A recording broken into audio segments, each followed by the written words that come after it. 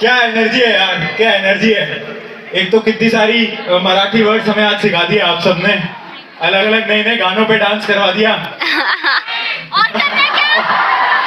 और क्या क्या चाहोगे भाई, क्या क्या करवाओगे? और अलग चल रहा है सबका, वंस मोर चल रहा है। देखो आई एम वेरी थैंकफुल कि आप सब यहाँ पर आए और बहुत सारा प्यार आप सभी से, क्योंकि पूरे साल भर हम इसी दिन का इंतजार करते हैं और आप सबको देखते हैं ना, आप सबके हंसते खिलते चेहरे, तो बहुत ज्यादा अंदर से खुशी महसूस होती है। पता है क्यों? क्योंकि आप सबको देखकर ना मुझे मेरी जो स्कूल लाइफ है ना वो याद आती है ना? क्योंकि स्कूल ने हमें बहुत कुछ दिया ना। स्कूल ने हमें बहुत अच्छे अच्छे टीचर्स दिए हैं, स्कूल ने हमें किताबें दी हैं, स्कूल ने हमें हमारा पहला क्रश, पहला प्यार दिया है, और स्कूल ने हमें कुछ दोस्त दिए हैं, है ना? कितने लोग हैं जो कि अपने दोस्तों के साथ आए आज? तो ये जो दोस्त हैं यार, यही दोस्त आपके जिंदगी भर आपके साथ रहने वाले हैं, है ना? तो पता है वैसे ना ऐसा बोलना नहीं चाहिए, बट रियलिटी है ना कि लड़का और लड़कियों की दोस्ती थोड़ी सी डिफरेंट होती है। मानती है नहीं मानते हो? मानते हो? देखो, लड़कों की जो दोस्ती होती है ना उसमें कुछ स्टेप्स होते हैं, उसमें बेसिकली 3 स्टेप्स होते हैं, है ना? सबसे पहले वो बनता है आपका दोस्त, फिर वो बनता है आपका बेस्ट, और तीसरा स्टेप वो होता है जब वो बनता है आपका बेटा, है ना? ये लड़के, सब लड़के जान पा रहे हैं। लड़कों की आदत है, पता नहीं क्यों वो अपने दोस्तों को अपना बेटा बेटा बेटा बेटा करके बुला रहे हैं, पता नहीं क्यों बुला रहे हैं, पर वो बुला रहे हैं, है ना? तो ये थोड़ी सी डिफरेंट है। देखो, लड़कियों की जो दोस्ती है वो बड़ी प्यारी है, वो सारी चीजें शेयर कर रही है ना, आपस में गुड नाइट, टेक केयर सब बोल रहे हैं ना। तो अच्छा वैसे आप कितने स्टूडेंट्स अपने पेरेंट्स के साथ आए यहाँ पर? आए हैं, बहुत सारे आए हैं। तो फिर मैं सवाल पूछ ही लेता हूँ इन सबके सामने, आप में से कितने स्टूडेंट्स हैं जो कि कभी ना कभी रिलेशनशिप में रहे हैं? अब हाथ कोई ऊपर नहीं करेगा, डर का माहौल आ चुका है। अच्छा, जो रिलेशनशिप में रहे उन्हें पता होगा, रिलेशनशिप का ना रात को सोने से पहले एक 4 स्टेप का प्रोसेस होता है। आपको 4 लाइनें हैं जो कि लिखनी होती है। वो 4 लाइनें कुछ इस प्रकार होती है। सबसे पहले आप बोलते हो good night, take care, sweet dreams, जो आपको पता है। तो लड़कियों की जो दोस्ती है उसमें वो सबको गुड नाइट, टेक केयर ऐसे सारी चीजें बोल रही हैं। लड़कों में कोई नहीं बोल रहा है। लड़कों में वो क्या बोल रहे हैं मैं बताता हूँ तुम्हें। मुझे अपने दोस्त को बाहर बुलाना है तो मैं उसको मैसेज करता हूँ, भाई चलें? कहाँ? वहां? वहीं? हाँ ठीक है। और वो आ जा रहे हैं घर से बाहर, है ना? देखा है ना? तो ये थोड़ा सा डिफरेंस है ना? बट सबकी अपनी अपनी दोस्ती है। तो जो आज की जो छोटी सी जो स्टोरी है वो मेरे 2 दोस्तों की है। एक मेरा दोस्त था भाटी, और एक मेरा दोस्त था सुन लो, एक मेरा दोस्त था साइंटिस्ट, ठीक है? अब इसका नाम एक्चुअली में साइंटिस्ट नहीं था, इसका नाम हमने साइंटिस्ट रखा था। पता है क्यों? क्योंकि ना ये वो था, वो नहीं होते जो कि एकदम फ्रंट बेंच पे बैठते हैं, है ना? वो जो कि टीचर की सारी चीजों का ध्यान रखते हैं, वो जो क्लास स्टार्ट होने से पहले टीचर को बताते हैं, मैम आपने ना कल वो एक असाइनमेंट दिया था, है ना? तो ये साइंटिस्ट उस टाइप का लड़का था, है ना? अब इस साइंटिस्ट का ना एक निकनेम हमने रख रखा था जो कि था सांप। क्यों रखा था? क्योंकि जब भी मैं इसे एग्जाम से पहले कॉल करके पूछता था ना कि भाई तूने कितना पढ़ा, तो हर बार इसका एक ही जवाब होता था, भाई मैंने तो कुछ नहीं पढ़ा। जबकि सबको पता है इसने 4 किताबें 4 बार पढ़ रखी है, पर ये बताएगा नहीं किसी को, है ना? पर पता है साइंटिस्ट की ना एक बहुत बड़ी प्रॉब्लम थी। वो प्रॉब्लम ये थी कि उसको ना फीमेल इंटरेक्शन की आदत नहीं थी, मतलब लड़कियों से बात करना नहीं आता था बेचारे को। तो एक बार क्या होता है ना, हमारी क्लास की एक लड़की थी जिसका नाम था नेहा। हाँ वही नेहा। तो हमारी क्लास की एक लड़की थी जिसका नाम था नेहा। तो नेहा क्या करती है, नेहा साइंटिस्ट के पास आती है और उससे एक डाउट पूछ लेती है। तो साइंटिस्ट को ऐसा लगता है कि नेहा मुझे पसंद करती है ना? तो उसके बाद एक दिन साइंटिस्ट हिम्मत जुटा के जाता है और नेहा से बोलता है, नेहा तुम मुझे पसंद करती हो क्या?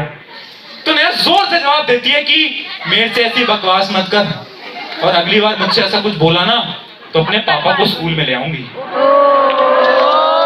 अब वो साइंटिस्ट हमारे पास आता है और हमसे बोलता है, यार ये जो नेहा है ना, ये बड़ी अजीब सी लड़की है। मैंने पूछा क्यों? यार मैंने बस इससे इतना बोला था कि तू मुझे पसंद करती है क्या, तो वो मुझसे बोल रही है कि अपने पापा को बुला लूंगी। मुझसे क्या वो शादी करना चाहती है क्या? यार मैंने बोला साइंटिस्ट तू पढ़ाई कर, छोड़ ऐसे। तो एक ऐसा दोस्त था साइंटिस्ट, एक दूसरा दोस्त भाटी, जो कि इसका एकदम अपोजिट। भाटी वो दोस्त था जिससे कोई भी साइंस का सवाल आप पूछोगे उसका एक ही जवाब आता है, दैट इज माइटोकॉन्ड्रिया इज है ना। और उसकी एक आदत थी, उसको जो आता था वो बोलता था, जितना उसको आता था, ठीक है ना।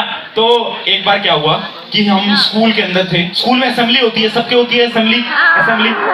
तो स्कूल में असेंबली के अंदर ना एक बड़ी अजीब सी चीज है जिसका नाम है थॉट ऑफ द डे। मुझे बताओ उसका थॉट किसने बनाया यार? क्योंकि थॉट ऑफ द डे में मैं सुबह 6 बजे उठा हूं स्कूल जाने के लिए, मैं अपनी नींद खराब करके लाइन में खड़ा हूं, है ना, थॉट ऑफ द डे की लाइन में खड़ा हूं, और उसमें एक लड़का आता है थॉट ऑफ द डे बोलने के लिए, और वो बोलता है better स्लीप्स make your health better. मैं बोल रहा हूं यार, उसी स्लीप को तो कुर्बान करके आया हूं यार आज मैं यहां पर, है ना। तो थॉट ऑफ द डे का मुझे नहीं पता कि किसने बनाया, बट ठीक है। तो उस दिन बारी आती है भाटी की थॉट ऑफ द डे बोलने की। भाटी की इंग्लिश उतनी ही अच्छी थी जितनी की तुम्हारे शोभित भैया की। सेम टू सेम, वो भी लास वेगस से था। तो अब क्या हुआ कि वो आता है स्टेज पे, अब वो सब कुछ ब्लैंक हो चुका है उसके सामने, उसको कुछ याद नहीं आ रहा है कि यार क्या बोलना था क्या नहीं बोलना था।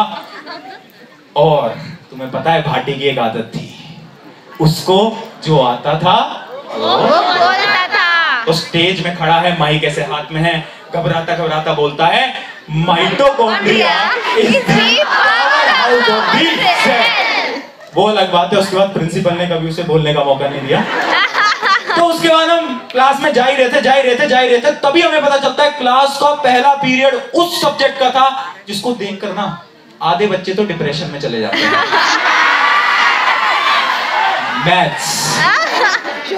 मैथ्स का था वो, ठीक है। मैथ्स के सर आते हैं, फटाफट से क्वेश्चन लिखते हैं, और उस क्वेश्चन में पूछते हैं भाटी से खड़ा करके कि भाटी ये बता, what is the value of x. Bhati खड़ा होता है और भाटी बोलता है सर 0। हमारे मैथ्स वाले टीचर बोलते हैं कि चेक कर यार, 0 थोड़ी ना आंसर है, ढंग से कैलकुलेट कर। भाटी बोलता है sir in my life value of x is always 0। और मतलब मैथ्स के टीचर की एक बड़ी अजीब सी आदत है, उन्हें सब कुछ प्रूव करना है। उन्हें x को y के बराबर प्रूव करना है, y को z के बराबर प्रूव करना है, ट्रायंगल की 3 साइड प्रूव करनी है, 2 + 2 4 प्रूव करना है, तुम अपनी क्रश को कभी पटा नहीं पाओगे ये प्रूव करना है। मतलब उन्हें प्रूव करना है ना, वो प्रूव करने में लगे हुए हैं। यहां तक तो सब ठीक था। एक दिन मैं जाता हूं अपने मैथ्स के टीचर के पास और मैं बोलता हूं sir may I go to washroom, और वो बोलते हैं प्रूव इट। अब देखो उस चीज को मैं प्रूव नहीं कर सकता था, बट हाँ, तो ये मैथ्स का हमारा हो जाता है। फिर उसके बाद हम अपने घर जा रहे होते हैं, तभी हमें पता चलता है कि कल हमारी क्लास में एक एग्जाम है, यानी एक टेस्ट होने वाला है। पता है टेस्ट का नाम सुनते ही ना हमने भी वो गलती करी जो कि तुमने भी अपनी लाइफ में कभी ना कभी तो करी होगी, और उस गलती का नाम है ग्रुप स्टडी। करिए ना ग्रुप स्टडी। जितने भी पेरेंट्स से देख रहे हैं, बस आपको बताना चाहूंगा ग्रुप स्टडी के अंदर ना सब कुछ हो रहा है, सिर्फ एक चीज नहीं हो रही, जो कि है स्टडी। स्टडी के अलावा सब हो रहा है वहां पर, सारी बातें हो रही हैं, बस स्टडी नहीं हो रही। तो अब हम रात को बैठे हुए हैं, अगले दिन हमारा एग्जाम है, हम आराम से कैलकुलेशन लगाते हैं, सारी चीजें दिमाग के अंदर सोचने की, ठीक है यार एग्जाम में बचे हैं 6 घंटे सुबह होने में। 6 घंटे अगर हम पढ़ाई करेंगे तो सारा सिलेबस कर लेंगे। तभी हम कैलकुलेशन लगाते हैं और हमें पता चलता है कि सिलेबस खत्म सिर्फ 3 घंटे में किया जा सकता था। तो तभी पीछे से भाटी बोलता है भाई 3 घंटे में सिलेबस खत्म हो जाएगा। मैंने कहा हाँ, तो उस 3 घंटे जो बचे हुए हैं उसमें क्या करेंगे? तो मैंने बोला क्या करें?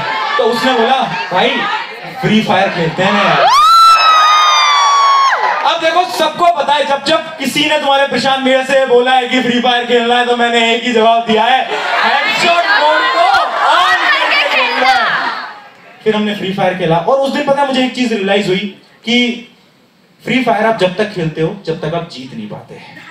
हाँ सर भैया। और उस दिन हमने सुबह 6 बजे तक फ्री फायर खेला।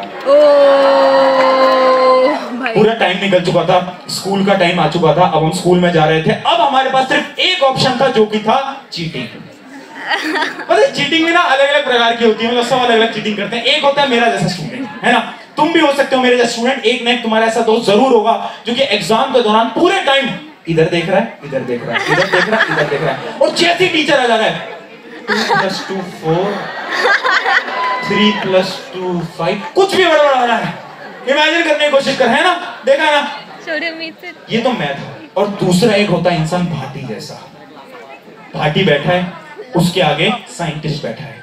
भाटी बोल रहा है बता दे यार, बता दे यार, बता दे यार, साइंटिस्ट नहीं बता रहा, नहीं बता रहा, बहुत देर हो गई।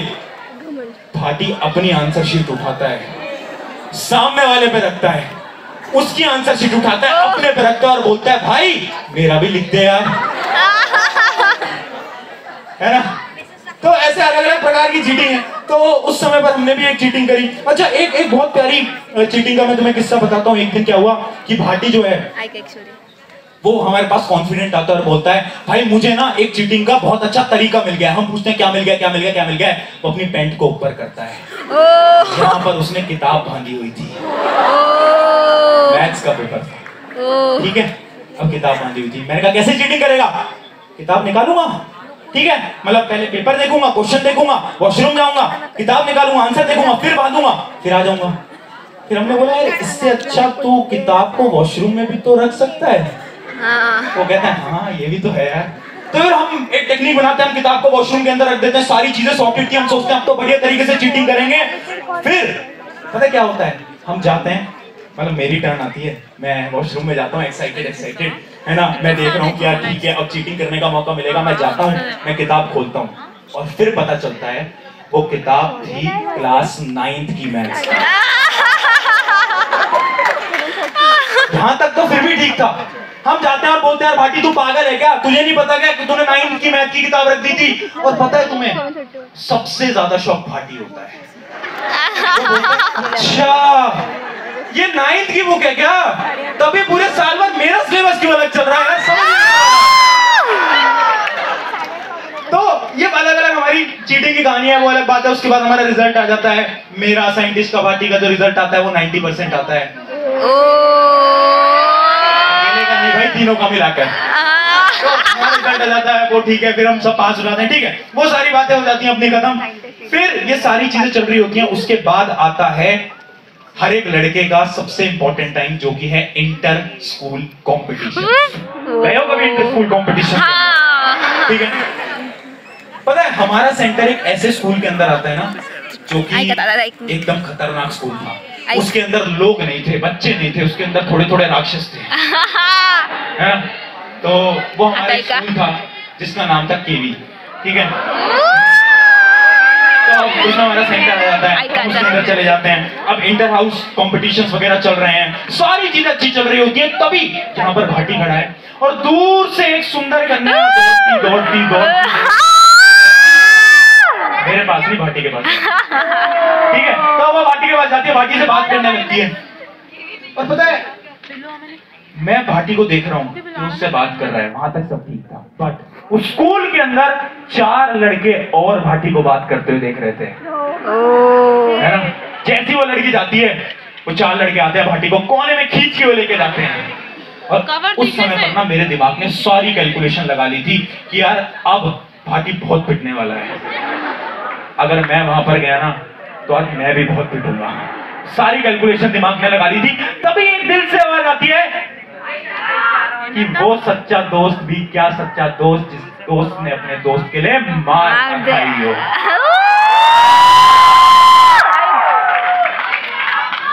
भाईचारा उनका, भाईचारा।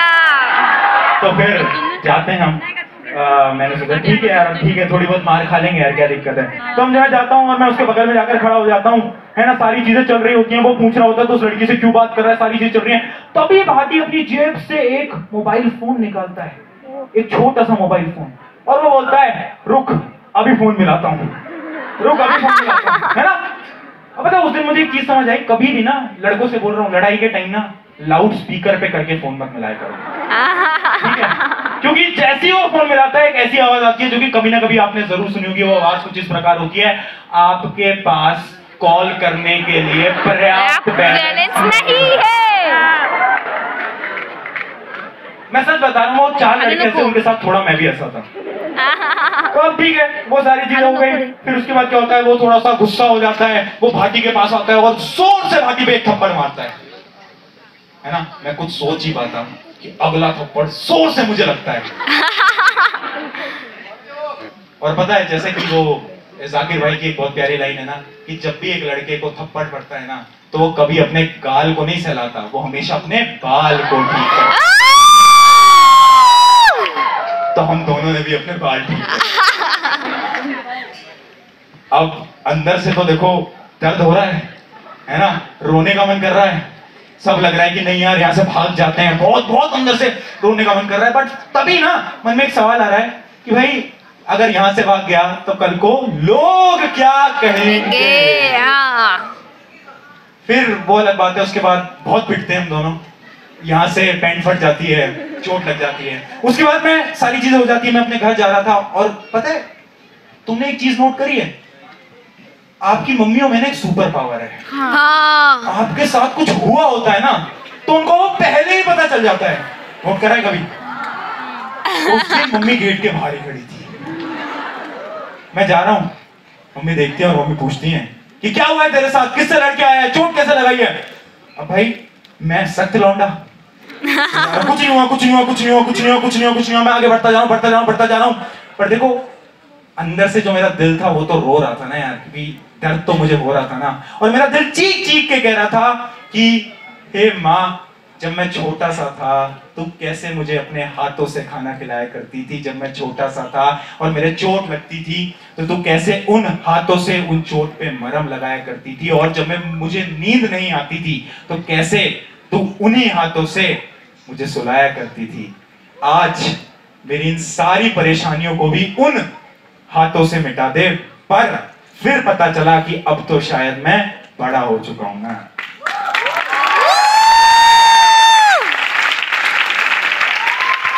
और पता है उसके बाद मैं जा ही रहा था, अपना बैग जोर से फेंकता हूं, और तभी मेरी मम्मी पीछे से आती हैं और ना वो मुझसे बोलती हैं, बेटा क्या हुआ है, बता देना, तेरे चोट लगी है क्या, दर्द हो रहा है क्या तुझे। और पता है इस दुनिया का कितना ही बड़ा मर्द हो, बट जब जब उसकी माँ ने उससे इस आवाज में बात करी है ना, तो वो कभी झूठ नहीं बोल पाता, है ना। तो मैंने भी अपनी मम्मी को बताया कि मम्मी ये हुआ था, वो हुआ था, और उसके बाद मैं बहुत रोया, है ना। और फिर मुझे रियलाइज हुआ कि कभी कभार अपने दुख, अपने पेन, अपने इमोशंस शेयर कर देने से ना बहुत सारी चीजें बेहतर हो जाती हैं।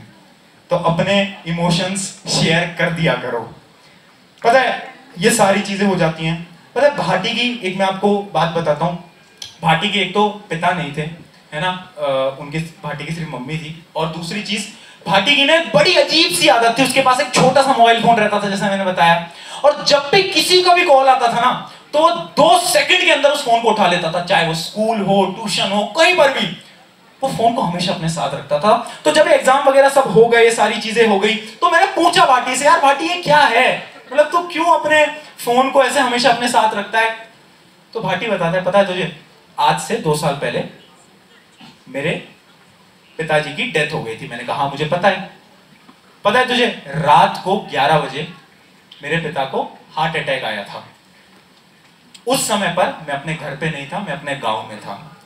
जब तक मुझे पता चला सुबह हो चुकी थी, और जब तक मैं वापस आया तो मेरे पिता इस दुनिया को छोड़कर जा चुके थे। और पता है तुझे, जब ये सारी चीजें हो गई ना और मैंने घर आकर अपना फोन देखा, तो उस फोन पे 11:30 बजे एक मिस कॉल थी, जो कि थी मेरे पापा की। और पिछले 2 साल के अंदर मैं बस यही सोचता हूँ हर रोज कि आखिर वो क्या आखिरी बात थी जो कि मेरे पापा मुझसे करना चाहते थे। और पता है, उस दिन मुझे रियलाइज हुआ कि हमारे जो माता पिता हैं, जीवन का बहुत बड़ा सत्य है कि हमारे माता पिता जीवन भर हमारे साथ नहीं रहने वाले। आज शायद हम उनके कॉल्स मैसेजेस को इग्नोर करते हैं, बट एक समय ऐसा भी आएगा जब आपके पास कोई होगा नहीं कॉल्स और मैसेजेस करने के लिए। और पिता जो होते हैं ना, और मतलब एक बहुत प्यारी लाइन भी है ना कि पिता की अहमियत तो तभी समझ आती है जब वो इस दुनिया से चले जाते हैं। क्योंकि माँ की साड़ी का रंग शायद सबको याद रहता है, बट पिता की जो पहली शर्ट है उसका रंग किसी को याद नहीं होगा।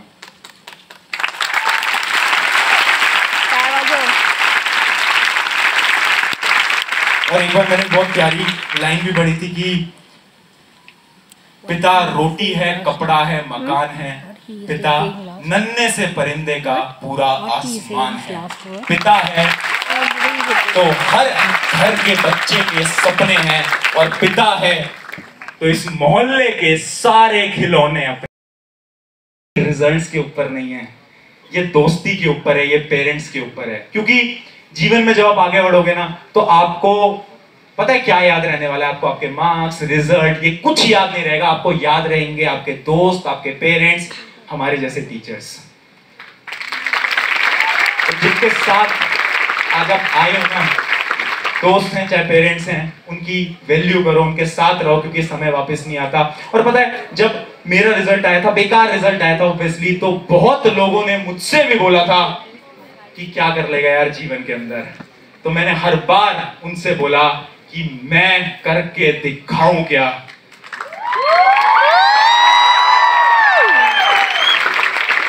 जब मैं टीचिंग के अंदर आया तो उन्होंने बोला यार इतनी कम उम्र है, यंग है, टीचिंग के अंदर क्या कर लेगा। तो मैंने उनसे बोला मैं 23 साल की उम्र के अंदर 7 लाख बच्चों को एक साथ रिकॉर्ड बनाकर दिखाऊं क्या।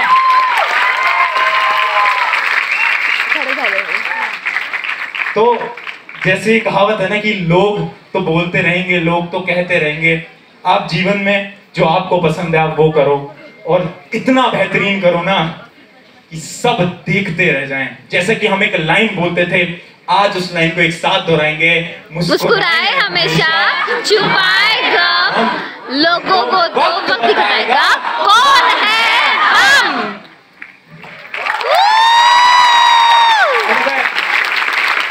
ये मोमेंट मुझे बहुत प्यारा लगता है आप सबसे बात करके। पता है क्यों? क्योंकि मुझे अपनी 10th क्लास को वापस से जीने का मौका मिलता है। हर साल जब मैं 10th पढ़ाता हूँ ना, तो मुझे एक ना एक स्टूडेंट तो ऐसा जरूर मिलता है जिससे जब मैं पूछता हूँ ना कि साइंस में क्या आता है, तो उसका एक ही जवाब होता है, mitochondria is the power house of the cell. Thank you everyone. आपका प्यार, मतलब जब मैं ऐसे देखता हूँ आप सभी के चेहरे, मतलब बहुत बहुत खुशी होती है ना, अपने इमोशंस को कंट्रोल करते हुए। शुक्रिया, दिल से शुक्रिया, बहुत सारा प्यार। Thank you everyone. Thank you so very much, Prashant bhaiya. Everybody, let's give a huge round of applause for Prashant bhaiya. Thank you so much, Prashant bhaiya. मैं काफी सारे लोगों को देख रहा था